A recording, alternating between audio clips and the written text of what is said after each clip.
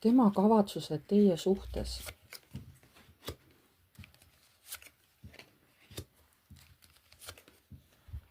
Praegu ta on hõivatud oma tööga, tal ei ole aega esialgu teiega suhelda, ta kas on haige või tal on mingisugused, või ta on nagu, noh, kas ta on väsinud või tahab puhata.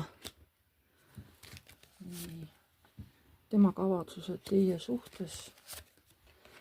Ta millegipärast arvab, et te ei taha temaga enam suhelda, et te olete tema peale solvunud, tema peale vihane või et ta on kuidagi teile haiget teinud.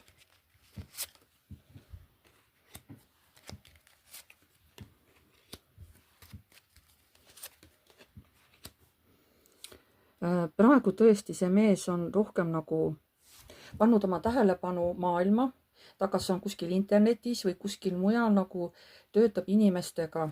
Esialgu ütleb, et tal on praegu seal hea olla. Et ma ei näe praegu, et ta mingisugust käitumist teie suhtes üldse ette võtaks.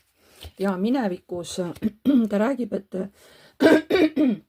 juhtus midagi halba, et te saite haiget ja praegu ta mõtleb, kuidas teie suhtes käituda. Ta ütleb, et praegu on väga keeruline leida tee teie juurde. Ta väga tahaks, aga tal on nagu mingi koorem tõesti südamel. Ta praegu võitleb iseendaga, kuidas teiega kontakti saada. Mitte, et ta ei saaks kontakti, vaid et kas teie nagu vastaksite temale.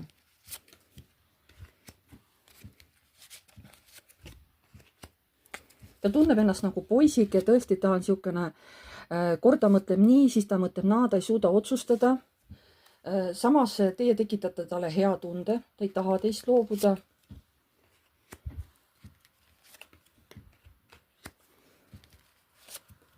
Ta kuidagi praegu tahab iseennast kaitsta.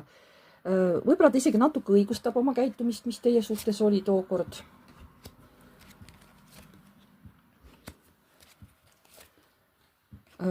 Ütleb, et jah, olukord on muutunud, ma praegu otsin nagu teed, kuidas nagu sinule läheneda, et ma üritan kas või teha seda mingi läbi kavaluse.